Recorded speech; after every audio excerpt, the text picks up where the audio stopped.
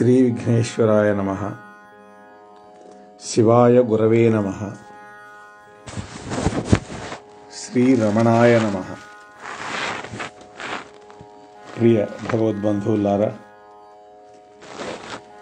అరుణాచల క్షేత్రంలో అనేక సంవత్సరాల పాటు ఉండి అరుణాచలేశ్వరుడు యొక్క తత్వాన్ని సంపూర్ణంగా ఆకలింపు చేసుకున్నటువంటి అపర సుబ్రహ్మణ్య అవతారం అంటారు రమణ మహర్షి అనేక సందర్భాలలో చెప్పినటువంటి కథలను మనం ఈ రోజు నుంచి అనుసంధానం చేసుకునే ప్రయత్నం చేద్దాం. ఆ రమణ మహర్షి యొక్క అనుగ్రహంతో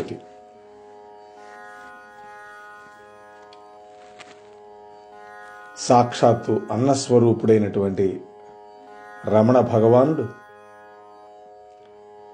అన్నపూర్ణామాత వంటి వాంగ్మయం నుంచి తాము గ్రహించినటువంటి అక్షయమైనటువంటి అక్షర భిక్షాన్నాన్ని బిడ్డలైనటువంటి భక్తులు, శిష్యులు, సాధకులకు జ్ఞానము అనేటువంటి విస్తరిలో ఉపదేశ రూపమైనటువంటి వచనాలు, హాస్యోక్తులు, కథలు, గాథలు మొదలైన వాటితోటి కూడినటువంటి మృష్టాన్న భోజనాన్ని సమృద్ధిగా వడ్డించి ఆస్వాదింపచేసేవారు. అది వారి యొక్క అవ్యాజమైనటువంటి కరుణ. శ్రీ రమణులు సందర్భోచితంగా చెప్పినటువంటి కథలు అనేకం. ఆ గాథలు దేశంలోని విభిన్న స్థలాలకు, విభిన్న సంప్రదాయాలకు, విభిన్న కాలాలకు సంబంధించినవి కావడం విశేషం. ఆధ్యాత్మిక ధర్మాలను వివరించడంలో సమయోచితమైనటువంటి కథల యొక్క ప్రయోజనం అత్యంత ఆవశ్యకమైంది. కథల ద్వారా సత్యం హృదయంలో చక్కగా కుదురుకుంటుంది. అందుకనే మన పురాణాలన్నీ కూడా కథల రూపంలో ఉంటాయి. ఉపనిషత్తులు వేదాంత రూపంలో ఉంటే ఆ వేదాంతాన్ని కథారూపంగా వివరిస్తాయి మన పురాణాలు. వ్యాస మహర్షి 18 పురాణాలు రచించారు. ఎందుకంటే కథ రూపంలో చెప్పినప్పుడు సాధకుడికి తొందరగా పట్టుకుంటుంది. అయితే ఆ కథ వెనకాతలో ఉన్నటువంటి తత్వాన్ని కూడా ప్రవచనకారులు తెలియజెప్తే తప్ప ఆ కథ ఎందుకు వ్యాస మహర్షి చెప్పారో కానీ అర్థం కాదు.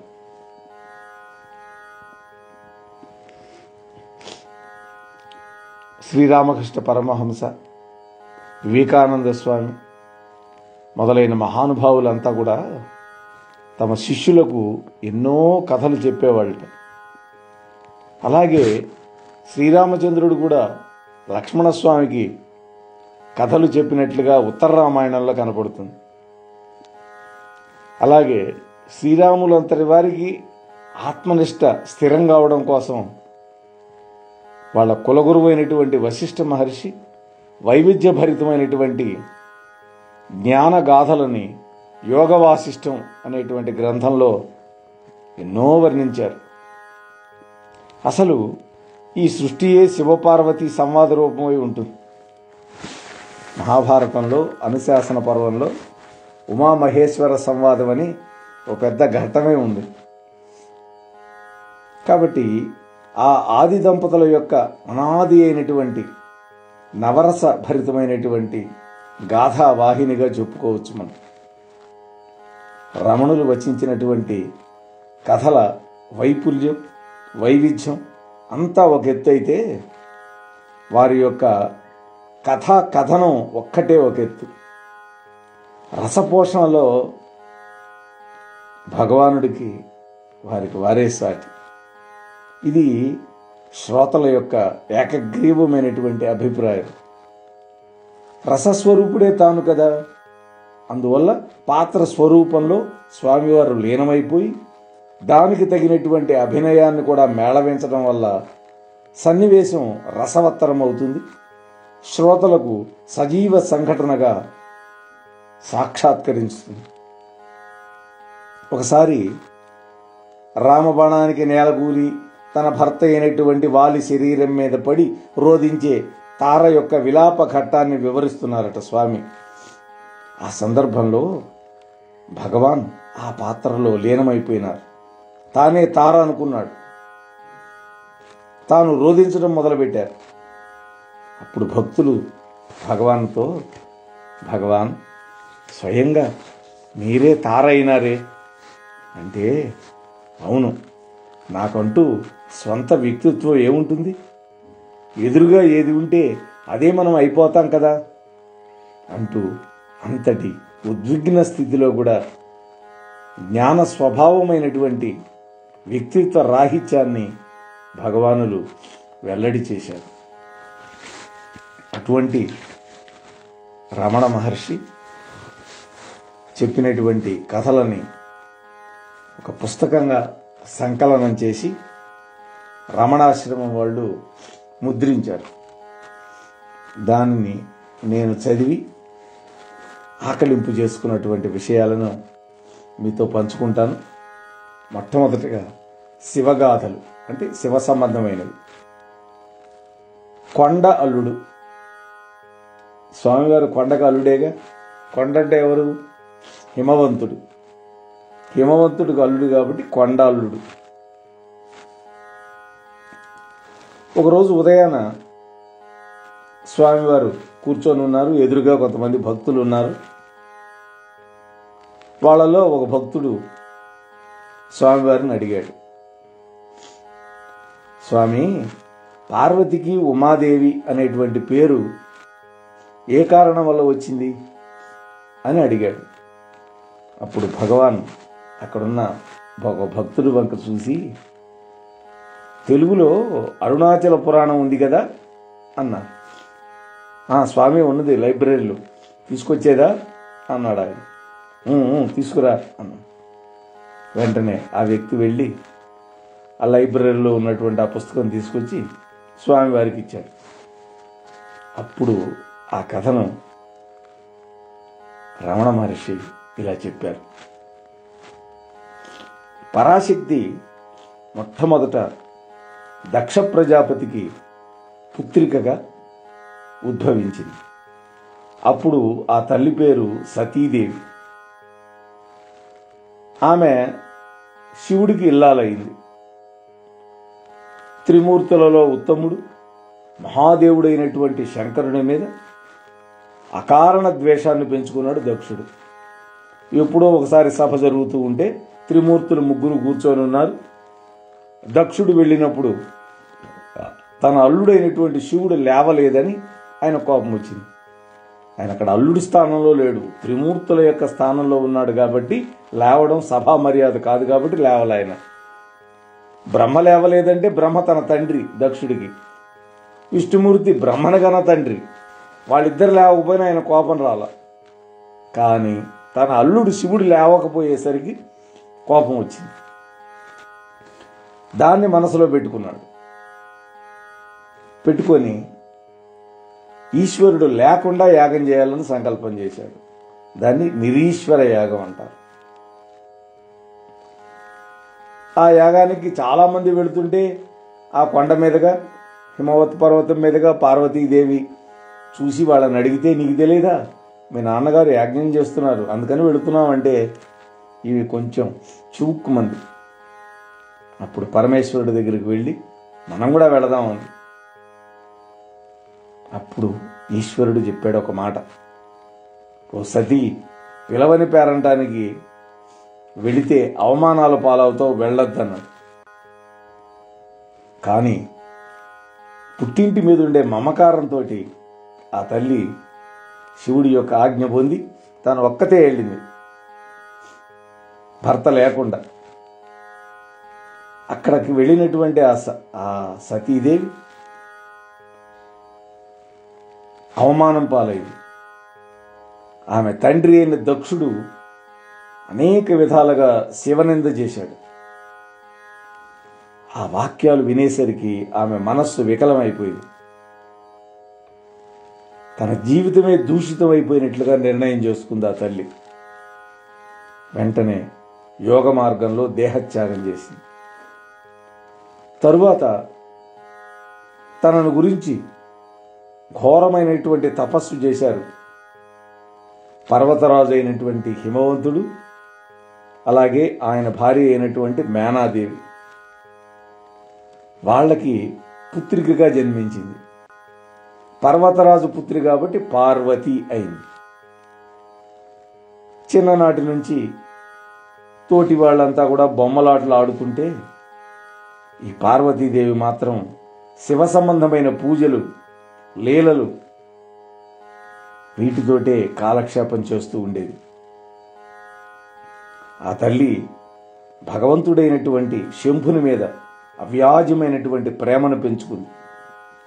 తెంపు లేనటువంటి శైవభావంతో ఆ తల్లి విరాజమానమైంది.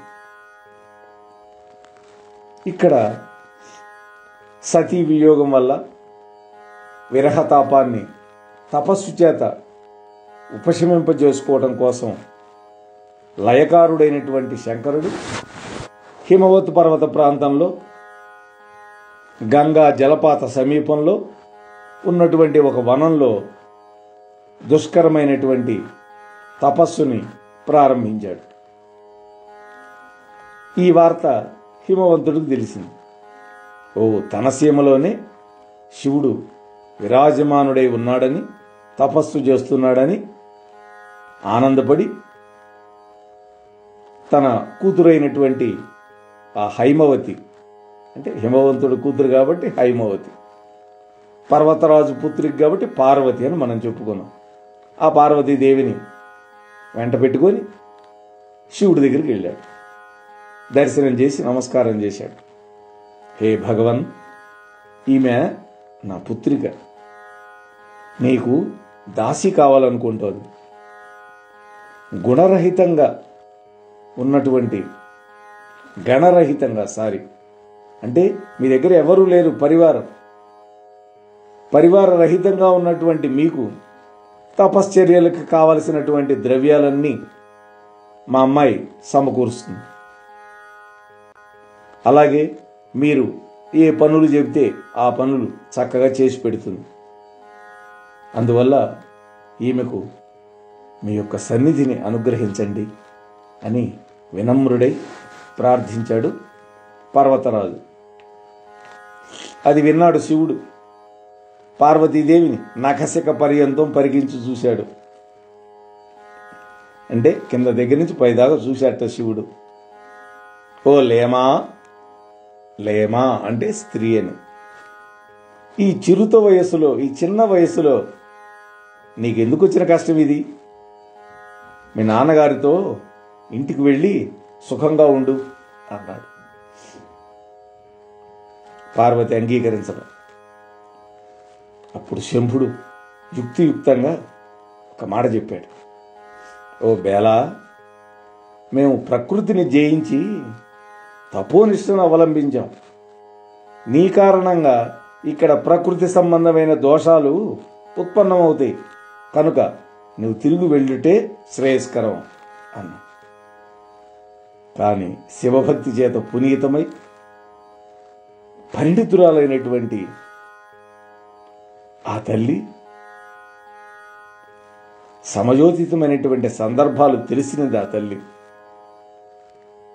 ఆ తల్లి రెండు చేతులు జోడ్చి నమస్కరించి శంభుని యొక్క ముఖ బింబాన్ని క్రీగంట నిలిపి,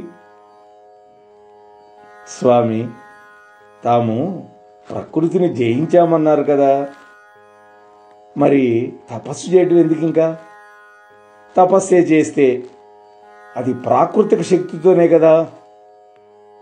నాతో సంభాషించారు, అది ప్రకృతి సంబంధం చేతనే కదా. కేవలం ఆత్మలో ఇటువంటి సంభవాలు ఏమీ లేవు కదా. మీ చేతలన్నీ ప్రకృతి నియమితాలు కావా? అంటే ప్రకృతి లోబడి కాదా? మీకు తెలియకుండానే ప్రకృతి మిమ్ము సంపూర్ణంగా ఆక్రమించి ఉంది. అయినా ప్రకృతిని జయించిన వాళ్ళకి నా సాన్నిధ్యం వల్ల కొత్తగా కలిగే భయం ఏంటి? ఎంత యుక్తియుక్తంగా, నిర్భయంగా, సందర్భోచితంగా, మృదు మధురమైనటువంటి వచనాలతోటి ఆ తల్లి ప్రత్యుత్తరం ఇచ్చింది పరమేశ్వరుడికి. ఆశుతోషుడైనటువంటి వాడు పరమేశ్వరుడు అంటే చిన్నదానికే సంతోషపడతాడు.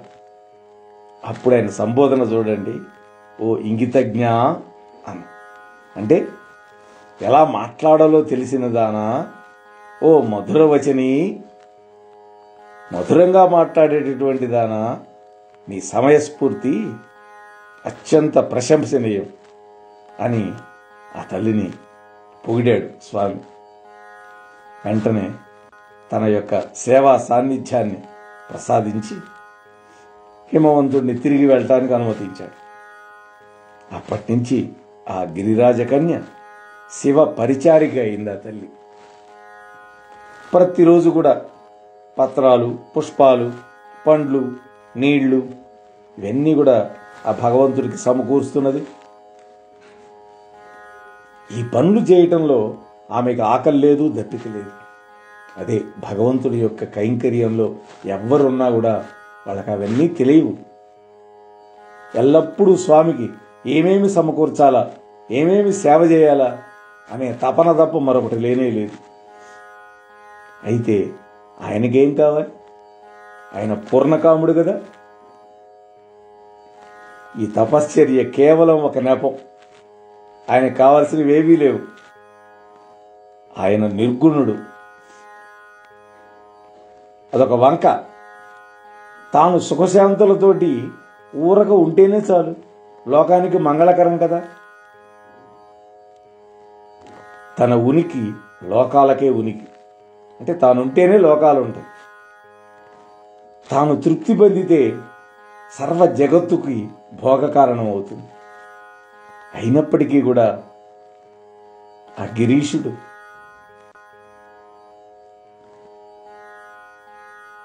గిరిజాదేవి చేసేటటువంటి పరిసేవని సంతోషంగా ఆమోదిస్తాడు. ఆమె భక్తికి, నమ్రతకు వశుడైనాడు స్వామి. భక్తికి వశుడు కదా ఆయన. ఆమె సౌందర్యం జగన్మోహనకరం. కానీ ఇతడో జగన్మోహ భ్రాంతి ధ్వాంత అంతకుడు. అంటే జగత్తుకి భ్రాంతి కలిగించేవాళ్ళను కూడా అంతం చేసేవాడు. అనగా జగత్తు కల్పించే మాయ అనేటువంటి చీకటిని, ధ్వాంతం అంటే చీకటి, నాశనం చేసేవాడు. వల్లకాటి వీరుడికి ఈ సౌందర్యం కనిపిస్తుందా? ఆయన ఉండేది వల్లకాళ్ళు. ఆమె సేవా తత్పరత, శివ సందర్శన ఉత్సాహం, శివపాద చిహ్నిత హృదయ పద్మం, ఇవి శివుడి యొక్క దృష్టిని చూరగొన్న విషయాలు. అమ్మ ఎందుకు చేస్తోంది ఇలా? ఓరి భక్తులారా, మీరు కూడా నేను ఎలా చేశానో అలా చేయండి అని చెప్పడానికి అమ్మ చేస్తోంది. అది ఇందులో ఉండే ఆంతర్యం. అది మనం గ్రహించాలి ఈ కథలో నుంచి. అయితే ఇది శివపార్వతుల మధ్య మాత్రమే కాకుండా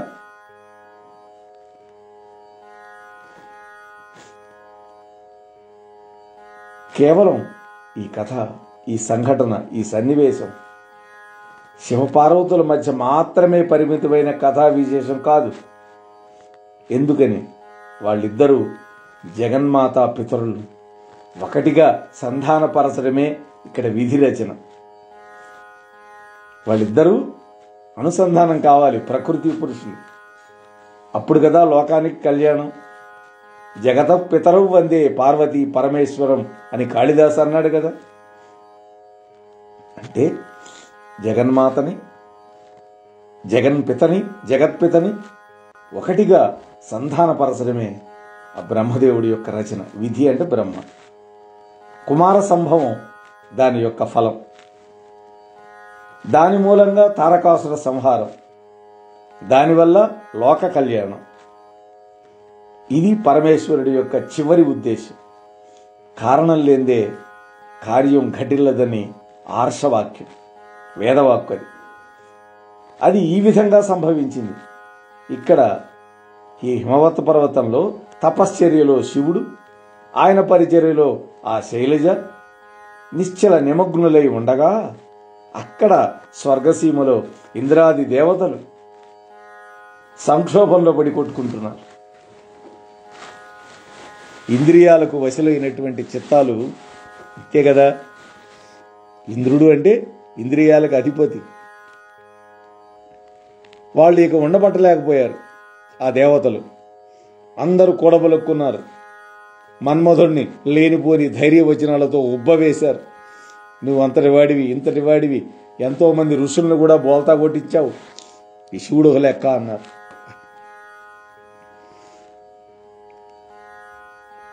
యోగిరాజా శివుడిని సమ్మోహనపరచనని పంపించారు. ఆ యోగిరాజు ఆయన యోగులకే రాజు శివుడు. ఆయన్ని సమ్మోహనపరచడానికి ఈ మన్మధుడిని పంపించారు ప్రేరేపించి. ఆ దేవతలు మాత్రం ఆ లీలను దూరం నుంచే విహంగ వీక్షణం చేస్తున్నారు. అక్కడికి వెళ్ళాల వాళ్ళు దూరం నుంచి చూస్తున్నారు. శివుడి ఆజ్ఞ లేకపోతే చీమైనా కుట్టదన్న ఆర్యోక్తిని విస్మరించారు వాళ్ళు. ఒకసారి పార్వతీదేవి పూజా ద్రవ్యాలను తీసుకొచ్చి శివుడి యొక్క సమీపాన పెట్టి ఒక్క క్షణకాలం నిలబడింది. ఆ పక్కనే ఉన్న పొదలో నిరీక్షిస్తున్నాడు ఈ సమయం కోసమే మన్మధుడు. వెంటనే శివుడి మీద తన పుష్ప బాణాలను వదిలాడు. అవే కామ బాణాలు. శివుడికి లేశమాత్రం సంక్షోభం కలిగింది. అది కూడా లేలే. పార్వతి సౌందర్యం మీద దృష్టి నిలబడింది. వెంటనే తనలో కలిగినటువంటి మదన వికారాన్ని గుర్తించాడు.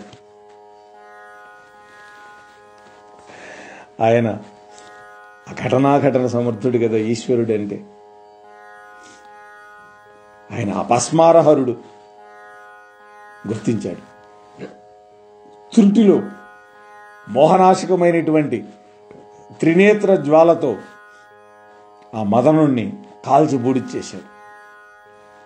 అది ఆయన దృష్టిలో లోకశుభంకరం. శివంకరుడు కదా అతను. శివం అంటే శుభం. ఇంతవరకు తనకు ఆ పార్వతీకి మధ్య నినదించినటువంటి ప్రేమ సంగీతంలో ఇప్పుడు కామం అనే అపశృతి వచ్చింది. అది అనురాగం. అనురాగం పెను రోగం. ఆయన భిషక్ కదా, అంటే వైద్యోత్తముడు కదా. సమస్త రోగాలను జ్ఞానాగ్ని చేత భస్మం చేయడం ఆయన ఏకైక వైద్య చికిత్స. పదిలపరుచుకున్నటువంటి మనస్సును ఆ తావులో నిలుపజాలక అక్కడి నుండి వెళ్ళిపోయాడు కామారి అయినటువంటి శివుడు. హిమవత్ పర్వతాన్ని వదిలిపెట్టి వెళ్ళిపోయాడు ఈ మన్మధుడిని దహించిన తర్వాత. అక్కడ నిరుత్తరయ్యే నిలిచిపోయింది పార్వతి. అప్పుడు ఆమె తండ్రి వచ్చి మళ్ళీ తన భవనానికి తీసుకెళ్ళాడు. ఎందుకు జరిగింది ఇలా అని అంటే, అమ్మవారిలో కూడా ఒక విధమైనటువంటి ఆభిజాత్యం. ఇంత అందగత్తెని, ఇంత సేవ చేస్తున్నాను భక్తితోటి, నన్ను అనుగ్రహించడా, నన్ను వివాహం చేసుకోడైనా అని ఆమె యొక్క ఆలోచన. సరే,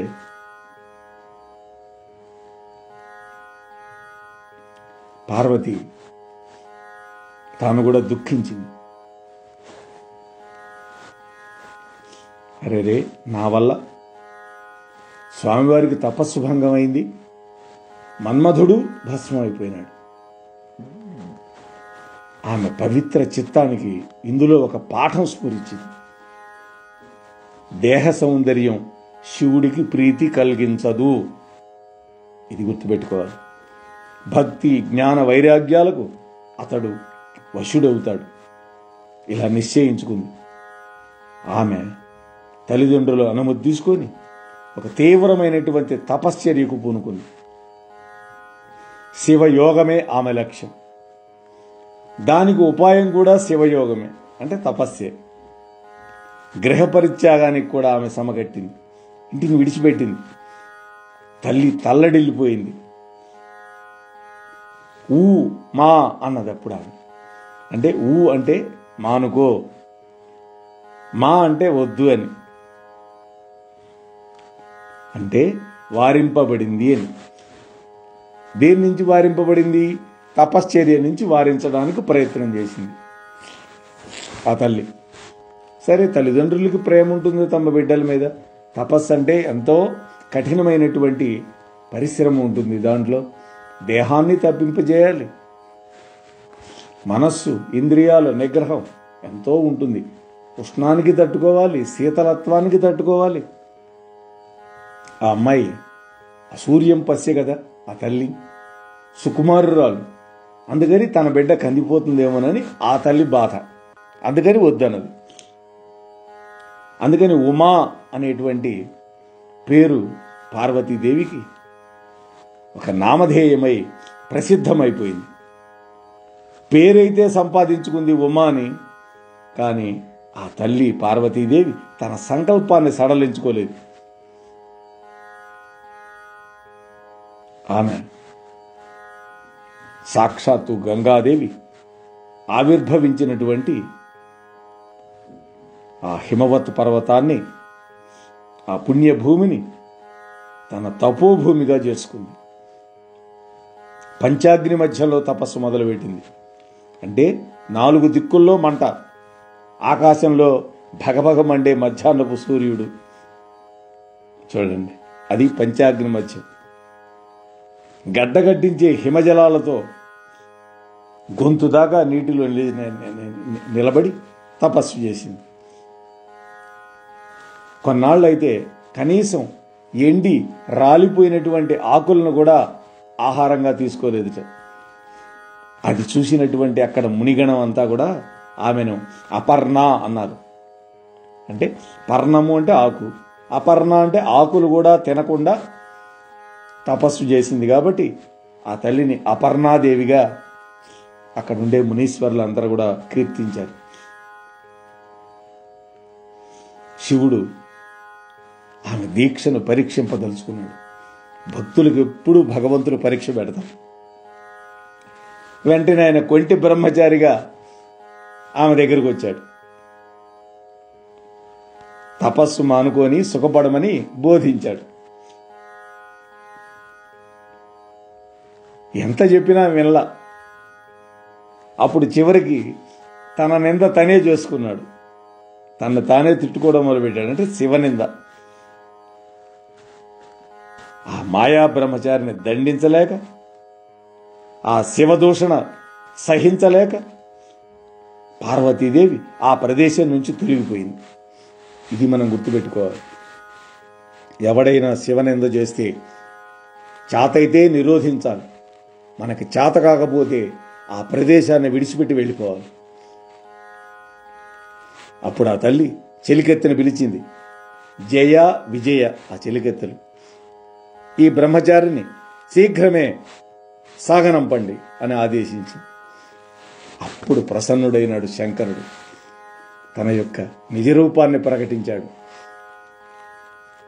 ఆశ్చర్యపోయినటువంటి పార్వతీదేవిని వెంటనే చేపట్టబోయాడు ఆయన.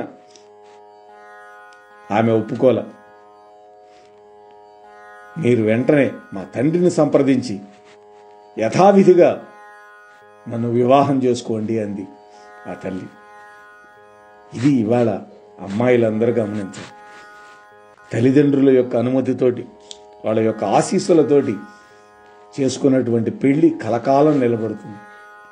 ప్రేమ అనుకుంటాం, అది ప్రేమ కాదు, వ్యామోహం. ఆ వ్యామోహానికి లోనైతే వ్యామోహం పోగానే అపార్థాలు, అపనిందలు అన్నీ వచ్చి పడతాయి. కలకాలం నిలబడదు ఆ సంబంధం. వెంటనే పరమేశ్వరుడు సంతోషపడ్డాడు. ఆమెను దీవించి స్వస్థానం చేరాడు. వెంటనే శంకరుడు 7 ఋషులని స్మరించాడు, అరుంధతి సహితంగా. వాళ్ళు వచ్చి నమస్కారం చేశారు. ఓ 7 ఋషులారా, మీరు అరుంధతీదేవిని వెంట పెట్టుకొని నా వివాహానికి మధ్యవర్తిత్వం చేయండి అన్నాడు. ఆ జగన్మాతా పితరుల యొక్క కళ్యాణం చూడటానికి విశ్వమంతా వ్యాపించినటువంటి సంతతులంతా కూడా ఆత్రంగా హిమవంతుడి రాజ్యానికి చేరుకున్నారట. ప్రపంచమంతా వచ్చింది. ఎందుకని? వాళ్ళిద్దరికీ వివాహం జరిగితే ఆ ఆది దంపతులకి ఉద్భవించబోయేటటువంటి కుమారస్వామి వల్ల తారకాసుర వధ జరిగితే 14 లోకాలలో ఉండేటువంటి సమస్త ప్రాణికోటి సుఖపడతారు, భయం నుంచి రక్షింపబడతారు.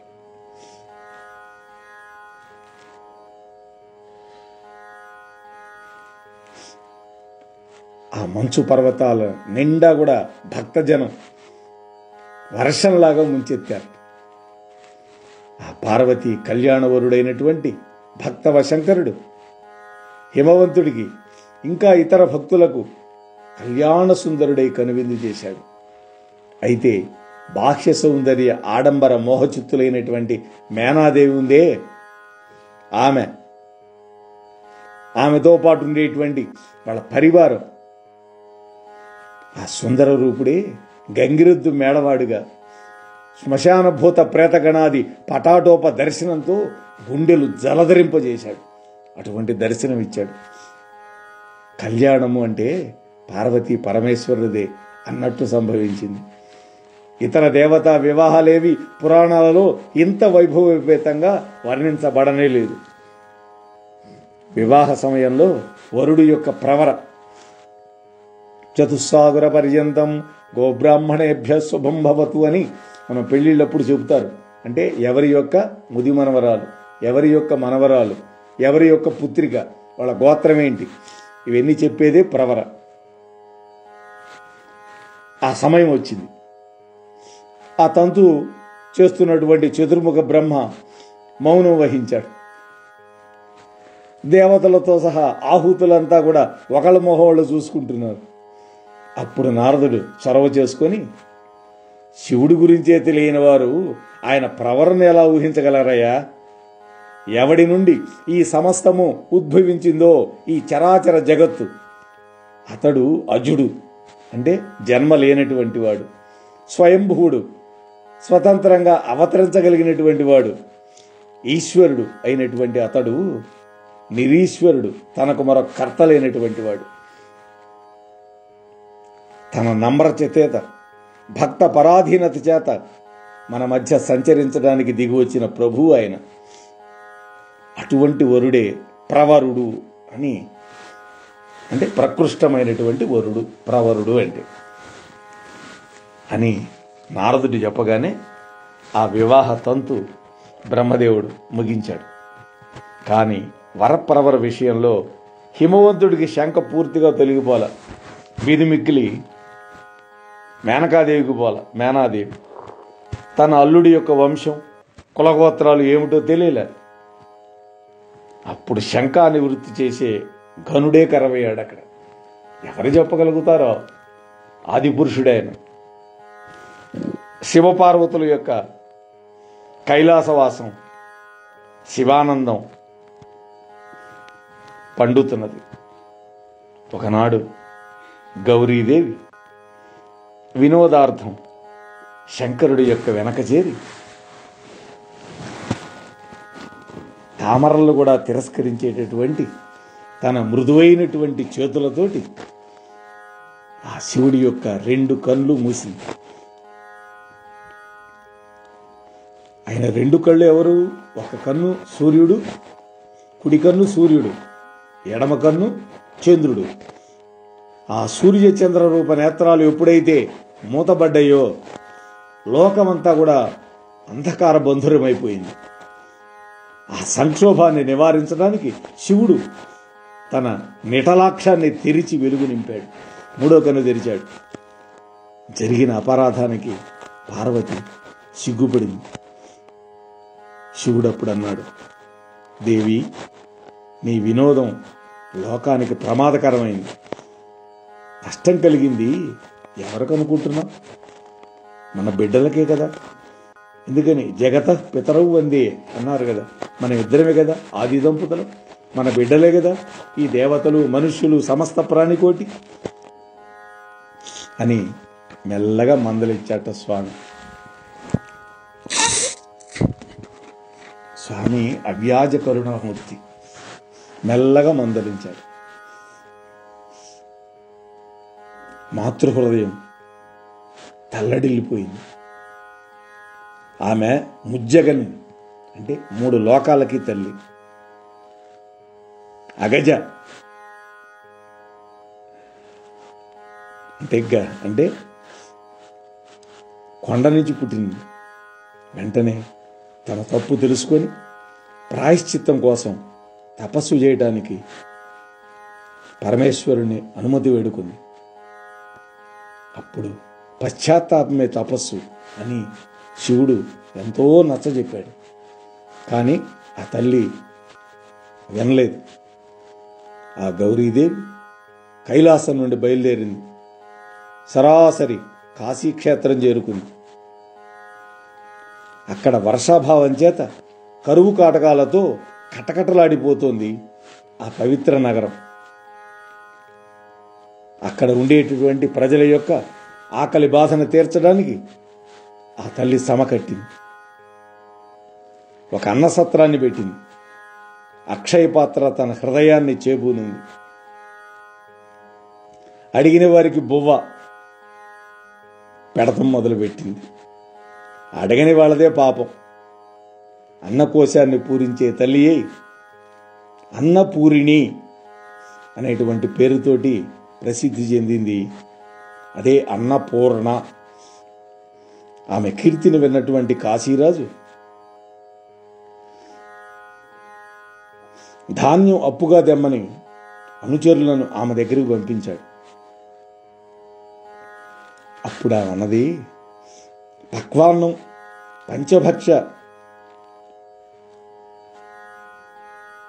పంచభక్ష్యాలన్నీ సిద్ధంగా ఉండగా ధాన్యం కోసం అప్పులేంటి అని ఆ తల్లి నిరాకరించింది.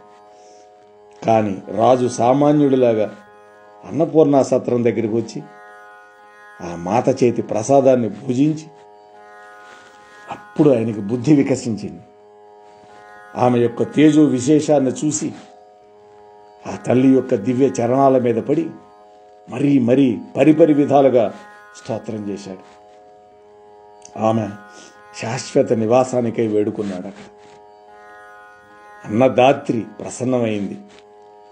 నా నివాస కారణంగా ఈ ప్రాంతం ఇక సుభిక్షమైంది.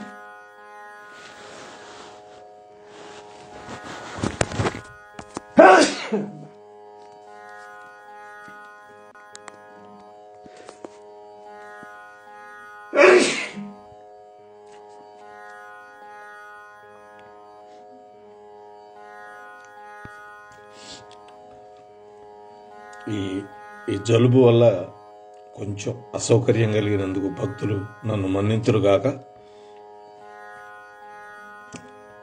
ఆ తల్లి మాట్లాడుతోంది. ఆ రాజుగారు ప్రార్థించాడు, ఓ రాజా, నా నివాస కారణంగా ఈ ప్రాంతం ఇక సుభిక్షమవుతుంది. ఇక నేను దక్షిణ దేశానికి వెళ్ళాలి అన్నది. అంటే ఉత్తర ప్రాంతం కాశీ. ఆ రాజుకు నిత్య పూజకై ఆ సత్రంలోనే అర్చా విగ్రహ రూపంలో స్వర్ణపూర్ణయ్య సాక్షాత్కరించింది. ఆ కాశీ పురాధీశ్వరి అయింది ఆ తల్లి. ఆమె అన్నపూర్ణాదేవి. ఇప్పటికీ కూడా అక్కడ నిత్యం భోజనాలు పెడతారు. మేము కూడా ఒకరోజు సాయంత్రం వెళ్ళాం 2016లో. కమ్మటి పాలు ఎన్ని తాగితే అన్ని ఇచ్చారు. అమృతమే, మర్చిపోలేను. ఇప్పుడు ఇక ఆ తల్లి కాంచీపురంలో ఉన్నటువంటి కంపా నదీ తీరంలో ఒక సైకతలింగం నిర్మించుకుంది. సైకతం అంటే ఇసుక, సికతము అంటే ఇసుక, సైకతం అంటే ఇసుకతో తయారు చేయబడిన లింగాన్ని తయారు చేసుకొని అమ్మ పూజ మొదలుపెట్టింది. శివప్రేరణ వల్ల ఆ నదిలో వరద వెల్లువెత్తింది. ఆ సైకత లింగాన్ని రక్షించే నిమిత్తం హృదయానికి హత్తుకుంది ఆమె యొక్క హస్త కంకణ చిహ్నాలు, ఆమె యొక్క స్తన చిహ్నాలు ఆ లింగం మీద నెలకొన్నాయి. ఆమె నిష్ఠుర నిష్టకి తుష్టుడైనటువంటి ఆ శిపివిష్టుడు అంటే శివుడు ఆమెను అరుణాచలానికి వెళ్ళి గౌతమ మహర్షి వద్ద భక్తి రహస్యాలను పొందవలసిందని ఆదేశించాడు. అరుణశైలం చేరింది ఆ తల్లి పార్వతీదేవి. మొట్టమొదట ప్రవాళగిరి పైన ఉన్నటువంటి గౌతమ మహర్షి యొక్క ఆశ్రమానికి వెళ్ళింది. అక్కడ ఆ గౌతమ మహర్షి యొక్క కొడుకు శతానందుడు, ఈమె జనక మహారాజు యొక్క పురోహితుడు శతానందుడు, శ్రీమద్ రామాయణంలో బాలకాండలో వస్తుంది. ఈయనే విశ్వామిత్రుడి యొక్క సంపూర్ణ చరిత్రని రామచంద్రుడికి వినిపిస్తాడు. ఆ శతానందుడు అమ్మవారి దర్శనంతో హర్షితమైనటువంటి గాత్రంతో ఎంతో ఆనందపడ్డాడు. ఆమెను చూడగానే ఆయన శరీరం పులకించిపోయింది. అప్పుడు ఆ దర్భలు తీసుకొని వస్తున్నాడు తండ్రి అడవి నుంచి. ఈయన గబగబా ఎదురు వెళ్ళాడు. మా నాన్నగారికి ఆ తల్లి వచ్చినటువంటి విషయం అంతా కూడా గద్గద స్వరంతో వినపించాడు. అంత ఆనందం కలిగింది శతానంద మహర్షికి. ఆ తల్లి యొక్క సన్నిధి చేత ఆ అరుణశైలగిరి ఆ ప్రాంతంలో ఉన్న భూములన్నీ కూడా సస్యశ్యామలమైపోయినాయి. పత్ర పుష్ప ఫల సమన్వితమై వృక్ష సంపదతోటి హరిత తేజాన్ని ప్రసవించాయి. గౌతముడు ఆయన మనస్సు కంపించిపోయింది, ఆయన శరీరం పులకించిపోయింది. వడివిడిగా కుటీరానికి వచ్చాడు. ఆ పార్వతీదేవి యొక్క దివ్య చరణార విందాలను కన్నీటితో అభిషేకం చేశాడు. ఆమె యొక్క అభీష్టం మేరకు ఆ జగన్మాతకు ఆచార్యుడైనాడు. శివుడి యొక్క అర్చనా విధిని, శివభక్తి ఉపాయాలను ఆమెకి తెలియజేశాడు. అంటే ఆమెకి తెలియక అడగల, మన కోసం అడుగుతుంది పార్వతీదేవి ఎప్పుడు కూడా. మనం బిడ్డలం కదా, మనం కూడా ఆ విధానం తెలుసుకొని ఆచరిస్తే మనం కూడా ధన్యులు అవుతామని. ఆ గౌతమ మహర్షి నిర్దేశించినటువంటి నిష్ఠతోటి మిగ్గు తేలింది ఆ తల్లి.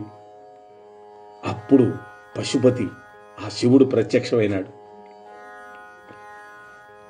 సుదీర్ఘమైనటువంటి శివ వియోగాన్ని లోకహితార్థం సహించినటువంటి దేవి, ఓ దేవి, నేనికి ఈ విరహాన్ని సహించలేను. నీ నుండి దూరం చేసిన ఈ శరీరమే నాకొద్దు. నీ యందు నాకు అవినాభావాన్ని కలగజేసే నాకు కలిగించు భక్తమందారా అని ప్రార్థించింది ఆ తల్లి.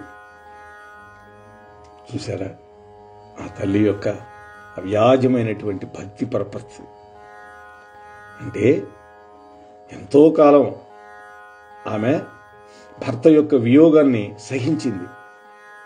నేను ఈ విరహాన్ని సహించలేనంది ఆ తల్లి. స్వామి, నేను చేసిన తప్పు వల్ల మీ నుండి దూరమైంది నా శరీరం. ఈ శరీరం నా కొద్దిగా.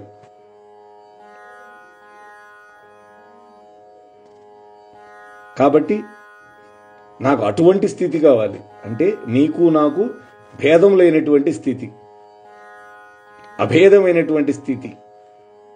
అప్పుడు చతురుడైనటువంటి ఆ అరుణాచలేశ్వరుడు ఆమెకు తన శరీరంలో సగభాగం పచ్చిచ్చాడు.